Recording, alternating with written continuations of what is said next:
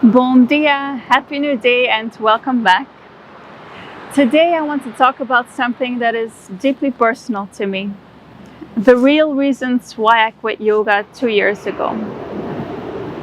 It has honestly taken me this long to find the words to properly describe how I've been feeling and what my experience has been like. This will be a combination of my own personal testimony as well as a general explanation of what yoga is and why I believe it to be demonic and a religion. These days, yoga is everywhere. It's branded as the ultimate self-care routine.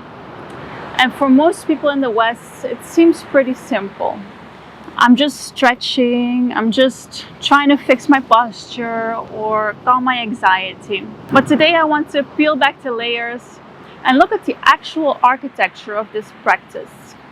Because if you looked past the modern marketing, the reality is that yoga was never designed to be a universal fitness routine. It is actually a highly deliberate, spiritual and religious practice. It's been on my heart and mind a lot lately to share my testimony. So here we are. I'm coming to you today as a former yoga teacher who once dedicated her entire life to this practice.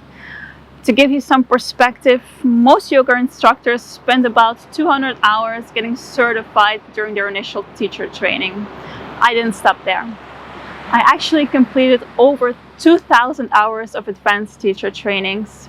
I wasn't just casually participating, I was in it deep, completely immersed in that world. I'm hoping this will come across as I intended to. None of what I'm about to say is meant to be judgmental. As I said, I was deep into this world of yoga myself, and now I finally have the words to describe what I've been feeling all this time. My reasons for quitting are twofold. However, by the end of this video, you will understand why it all truly comes down to one specific key element that ties both of these reasons together. Let me explain. One of my two main reasons for quitting yoga was because of the insincere and fake people that I kept seeing in the yoga world. The injustice and gaslighting I could no longer tolerate. While there are definitely good people with good hearts and good intentions, I have never met more dishonest people than I have in the world of yoga, where love and kindness should be a priority and a given. I got to witness so much narcissism and I just had to step away. Preaching peace, love and equality, while simultaneously openly hating on people who have different beliefs. They want to be inclusive, but not to people with differing opinions. Make it make sense. Having said all this, I think it's very important that we start asking ourselves truly, is yoga really working? Let's look at some examples. Take most of the modern day yogis, the so-called gurus. We literally bow down to, in many cases even worship them. Is the promise of yoga working for them? Are they kind? Are they just? Or is it simply an ego boost for them to receive this worship from their students? I believe the promise of yoga is so deceptive. You hear story after story about the perverts that lead these major yoga branches.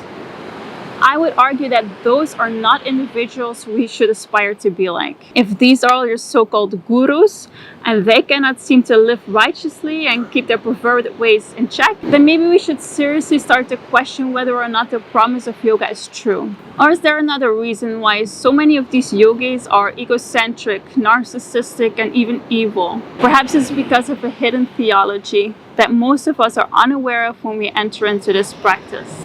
I'm not saying that the power of yoga isn't real. I'm actually saying the exact opposite. I think it might be worth looking into whether or not you want to truly merge yourself with these demonic entities. Let's dive a little deeper into this. My second major reason to quit yoga, and arguably the most important reason and red flags that we shouldn't ignore. So what really is yoga? To understand what's actually happening, we have to start with the word itself. The word yoga comes from the Sanskrit root meaning to yoke or to unite. Now, think about that vocabulary for a second. You don't yoke yourself into something neutral. A yoke connects you directly to a master or a specific system. In its original, authentic Eastern philosophy, yoga was built as a systematic path to achieve moksha, liberation, and to unlock a sense of personal divinity by aligning with spiritual forces. The historical foundation of the practice centers around figures like Shiva, who is widely known as the god of destruction. He is traditionally referred to as the very first yogi, teaching these sacred movements to sages to spread across generations. When we step into a system that was built entirely for spiritual devotion, we have to ask ourselves, can you completely separate a physical ritual from its spiritual origin just because your own personal intentions are pure? Let's look at the actual postures, the asanas. In the wellness world, we're told that these are just mechanical movements to open our hips or strengthen our core. But historically, these poses are physical offerings. They are choreographed shapes meant to embody specific spiritual narratives. Remember the meaning of yoga. You are literally invoking with a demonic spiritual entity. You are practicing postures that symbolize worship of Hindu deities. It's done through chanting as well as yoga asanas. It might look and sound beautiful from the outside, but you are merging your soul with the devil. Take the warrior series, Virabhadrasana. Most people think this is just a strong leg lunge, but in its foundational history, this sequence physically retells a fierce mythological battle, honoring a warrior entity born out of rage and destruction, created by the anger of Shiva. During the warrior poses, you worship Virabhadra. Let me just show you a picture of this deity. He's got heads dangling from his waist, his foot on someone while putting a sword to his neck, the brutal depiction of a murder scene. Nice looking guy, right? So by practicing these postures, you are actually honoring this evil spirit of violence. What about the sun salutations? In a typical vinyasa flow, you move through the sequence fluidly. But traditionally, this is a solar ritual. The bows and the surrenders are structurally designed as praise to Surya, the sun deity. When you go into goddess pose, modern instructors might tell you it's about unlocking your inner feminine power. But historically, that stance is tied to the fierce and destructive energy of a deity called Kali. She is the powerful goddess of creation and destruction, and the ultimate manifestation of feminine energy, also known as Shakti. I will again insert some pictures here, but look at this lovely goddess. Doesn't she look like everything you want to be? With her garland of skulls around her neck and her beautiful red eyes and long tongue.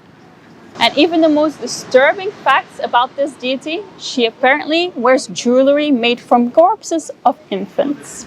This deity is deeply tied to violence and child sacrifice.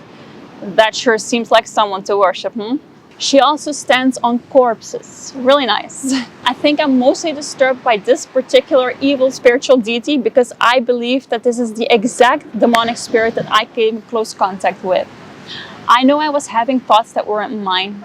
They weren't in alignment with my truest, purest, most core beliefs. They weren't my thoughts. But for a few months, I was actually starting to believe them. Luckily for me, my husband, who knows me very well, quickly observed these major shifts and put a mirror in front of me. I will forever be grateful to him for reminding me of my own heart. Now let's move on from Kali. Even the cobra pose is directly connected to the concept of awakening a serpent energy at the base of the spine to ascend towards enlightenment, the Kundalini spirit. I can go much deeper into this trendy topic of Kundalini, but I wouldn't mess with that, believe me. And finally, corpse pose, Shavasana, at the end of every class. It's framed as a nice, relaxing cool down, but the deeper symbolic meaning is a ritualistic death of the ego, laying yourself down to be reborn into a completely different spiritual consciousness. Mind you that while practicing these postures, you are actually invoking these spirits. It is a practice of worship. And while I was in it, I couldn't see that at all. The thought of someone calling it worship or religion would actually deeply disturb me. From my own very experience, however, I can tell you that I am so glad that I got out. Because in the end, I can tell you that I was having thoughts that did not align at all with my own philosophy about life. I know something demonic was taking over, and I'm so glad that I realized on time. Yoga gives the false promise of enlightenment. While I have experienced in my own life and seen it in many lives from fellow practitioners that it actually literally does quite the opposite.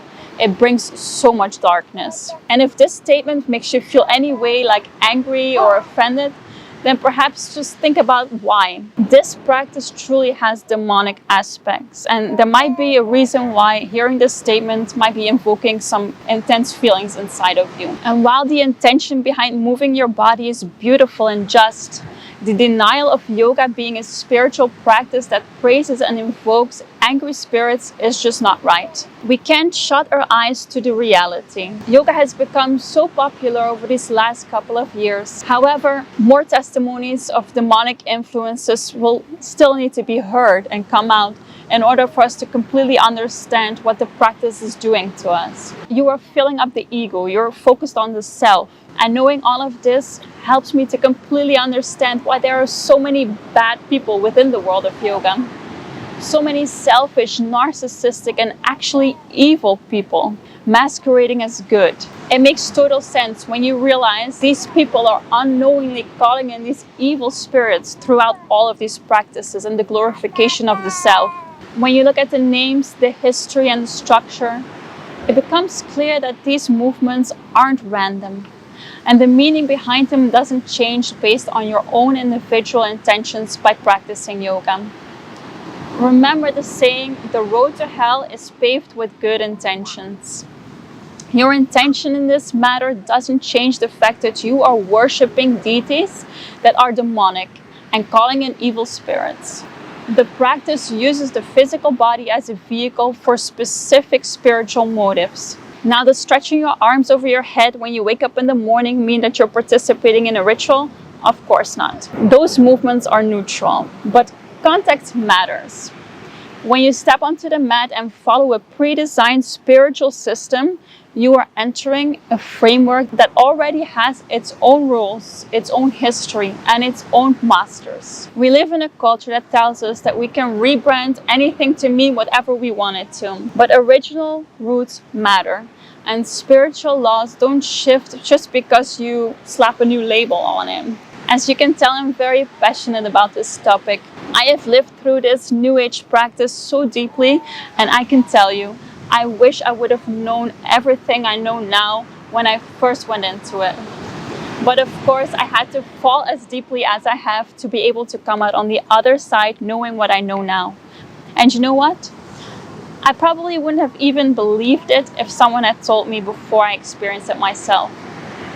I guess that's just how I function. If you tell me, watch out, there's a bear ahead on this road, better not go there, turn around, you're getting too close, I will probably go and have a closer look anyways. Maybe poke it a little to learn the hard lessons for myself. It is so easy to be deceived, especially living in a society that worships the self and praises sin. This has been on my heart and on my mind for so long, and I'm glad I finally got the words to get it out into the world. Of course, I had no idea about any of this when I went into yoga, searching for a deeper meaning in life and more peace. And I think that's how most people enter into it, wanting good things only. But now that I look back on my journey, I can see things so clearly. My heart goes out to anyone who is deceived by yoga and any other New Age practice, especially while they are so desperately yearning for peace and truth and doing the best they can with the tools that are available to them, not knowing that those very tools are leading them further and further away from true peace. I would love to know what you think. Have you ever looked into the history behind the exercises that you do, yoga in particular? Drop your thoughts in the comments below, and please keep the conversation respectful. Some people might still be very much in the practice and don't see the reality of what they are worshipping. Thank you so much for watching. I will see you in the next video.